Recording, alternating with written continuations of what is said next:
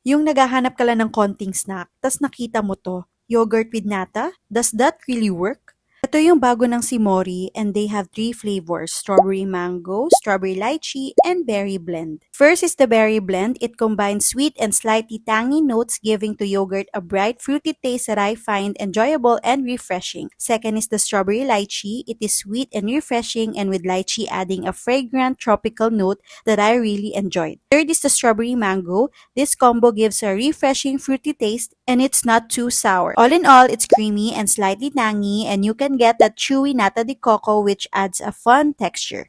For me, pinaka the best is the strawberry lychee. So Aiden will try na din and he'll choose kung ano yung gusto niya sa tatlo. So first is the berry blend, second is the strawberry lychee, and third is the strawberry mango. I asked Aiden what's the best flavor for him, and he chose the strawberry mango. If you're into yogurt and you like chewy treats, try Simori's Yogurt Bites.